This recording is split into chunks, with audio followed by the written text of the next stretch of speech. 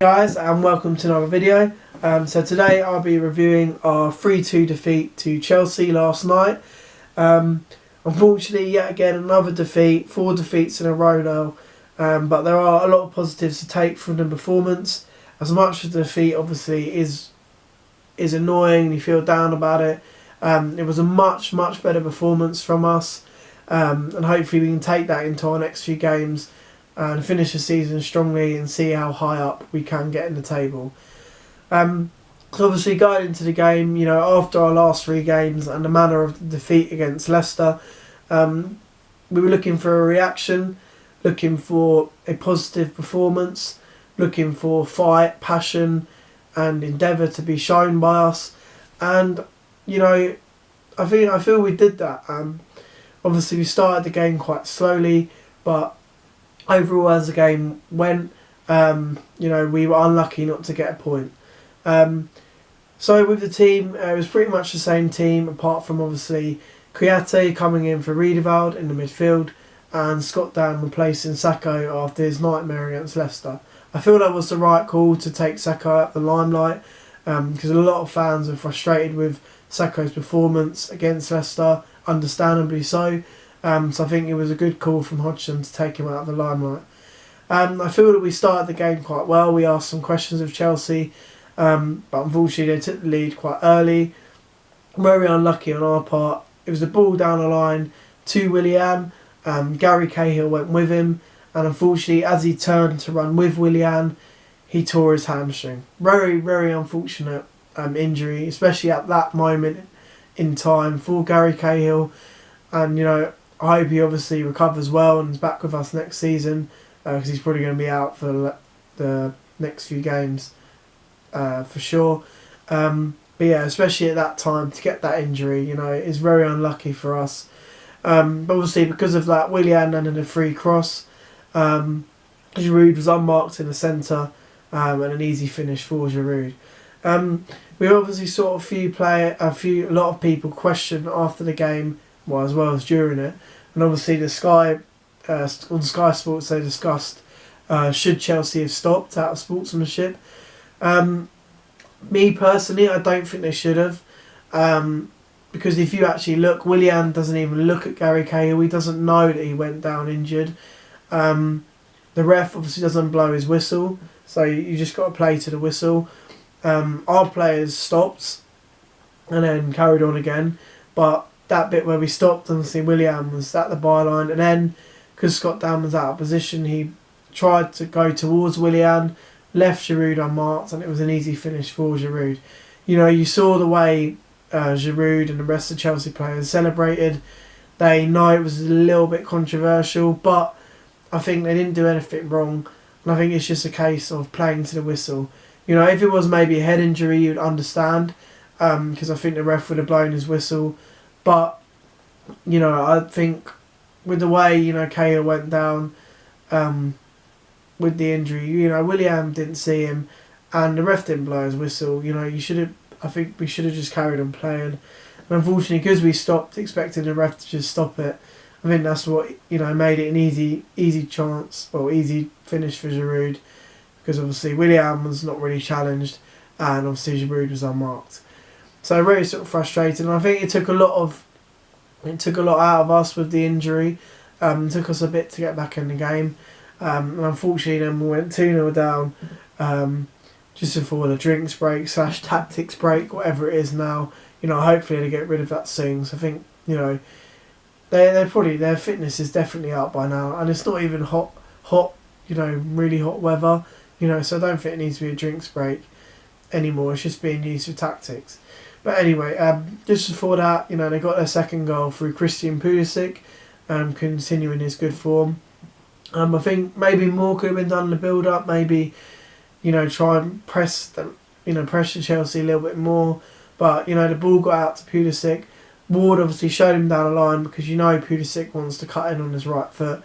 So I've not got a problem with that. I don't think Ward could have done any more. Obviously, great finish from Pulisic. You could maybe criticise Guaita because it went in at his near post, but I don't think with how powerful the shot was, I don't think many keepers would be saving that. So, 2-0 down, and you're thinking, oh, here we go, we're going to get absolutely hammered. But, after that, we got back in the game, we started playing again, we looked threatening, and then we got a goal back, a fantastic goal from Zaha. We've been asking to contribute for a while now, and what a way to, silence your critics. Fantastic goal from about 30 yards out, power, dip, it was a fantastic finish from Wilf. About time he did something. Past Kepa like he wasn't even there. I don't think he could have done anything. And, then we were on top. Anyway, into the second half. And, we did batter Chelsea. We had a lot of chances, asked them a lot of questions. There's still a lot of defending. It was just a lot better. And unfortunately, with that, Chelsea were obviously all hands on deck. So it was going to be counter-attacking for them for a lot of the second half. They obviously brought in Abraham and Loftus-Cheek, and those two were sort of involved in their third goal. It was a counter-attack from them. We were attacking, it got cleared. We lost the 50-50 in the middle of the park, and I said, as soon as we lost that, I said it's 3-1. And they went up the other end, and Abraham scored. Nice, tidy finish, and it was 3-1. Almost straight away, we got back in the game, 3-2. Good, very, very good free-flowing move up top. Ended with Van Aanholt squaring it to Benteke, who couldn't miss. Open goal, but great on a positive front from Benteke to get a goal. He hasn't scored at home for a long time, so to get that will do his confidence a world of good, and we're back in the game.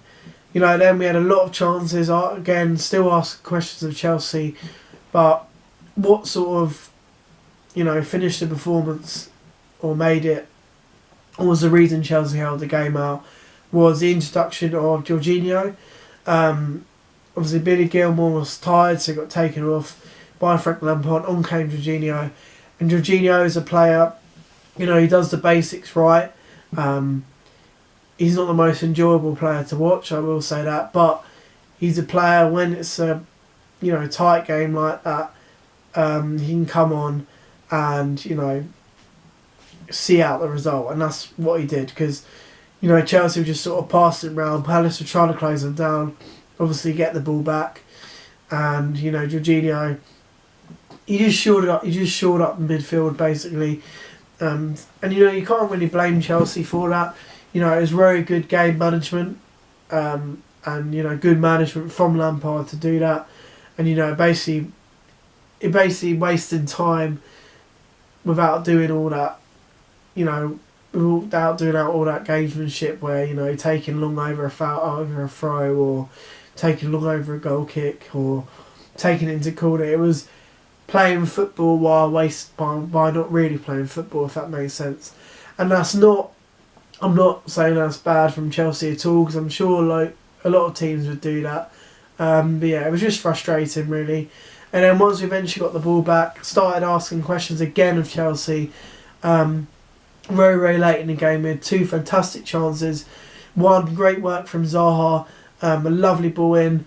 Scott Dam met it, really good on the header, and a really, really good save by Kepa onto the post, and it came out. Unfortunately, none of our players could get to it to get the rebound in. It got blocks, but if Kepa hadn't touched that, that was a goal.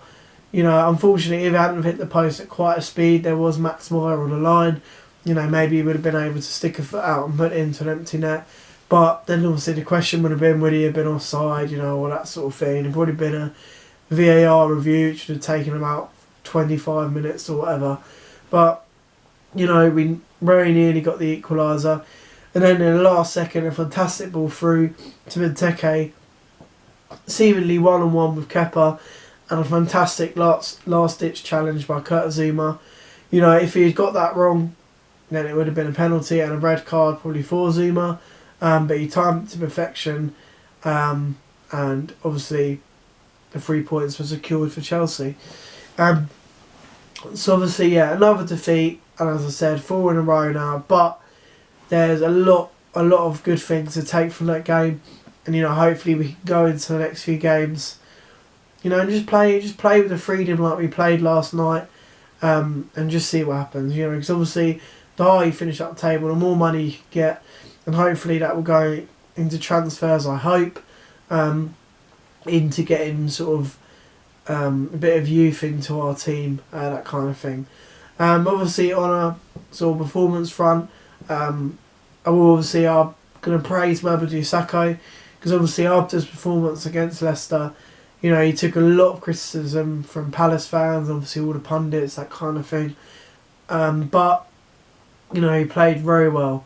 He did the basics right. Passing was good. Tackling was good. It was just a lot better in general from him.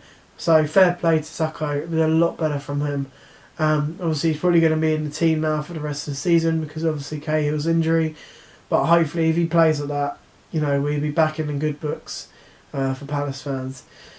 Secondly, Wilfried Zaha.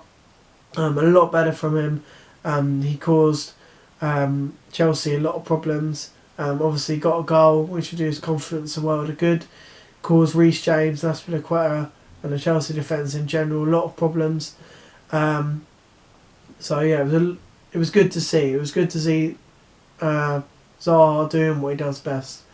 Benteke as well, I thought had a really good game, as well as getting a goal, which would do his confidence a world of good, especially considering he hasn't scored at home since I think 2018 it was the last time he scored at home. But his hold-up play was very good, won everything in the air, obviously got his goal, and he just looked very confident last night. And I'm hopeful that for the rest of the season, he can hopefully get some more goals. James McArthur was very good as well, and yeah, it was just a lot better performance. Even though I'm a bit disappointed in the defeat and that we didn't get a point from the game, or something out of the game, sorry, I'm a lot happier in terms of watching it on the TV. Unfortunately not being in the stands, but watching it on the TV, it was more enjoyable to watch. It was very, very hard to watch the last few games. The Leicester game and the Burnley game was very hard to watch, but it was enjoyable watching us. I'm hopeful for the next few games. If we play like that, we can pick up some good results. Obviously next game we've got Aston Villa on Sunday. Obviously they're probably earmarking that, which is understandable, as a must-win game. Obviously for them, Watford winning last night was the worst possible result for them. They're now 4 points away from safety. So they've got Manchester United tonight, which unfortunately I don't see them winning that. With the form Manchester United are in, and obviously Man United have got ambitions to the top four, so they need to keep winning, obviously. So obviously, the game against us, they're probably saying we've got to win that. If they don't win that, they're down. That's what they're probably looking at that game, our game as.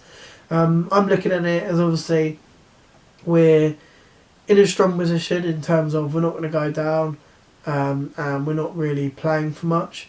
So I think we've got the freedom there to express ourselves, play like we did against Chelsea, and we beat Villa, in my opinion. Because obviously we've got very hard games after that. I'm not saying Villa isn't a hard game, but we've got harder games coming up. With Manchester United at home, Wolves away, and Tottenham at home to finish our season. So obviously, I just want to pick up a few more points just to get up the table. Because even though obviously, as I mentioned in previous videos, we could have potentially gone for some European places. It's still technically our best season in the Premier League to date, if you look at sort of the points we got and stuff like that. But obviously, on the other hand, the way we've played, in the last 3 games, it's been disappointing as a Palace fan. But put a lot of positives, as I've said, a lot of positives to take from the Chelsea game. Hopefully we can take that into our next few games and put some good performances in, hopefully get good results in the games and move up the table. And yeah, let's finish the season strongly. Let's not fizzle it out. And if we do lose every game or only get 1 point or whatever, let's not roll over. Let's fight for 90 minutes in every game and let's see what happens.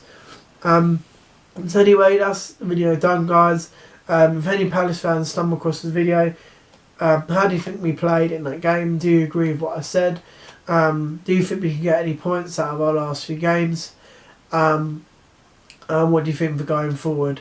What do you think we need to change, etc.?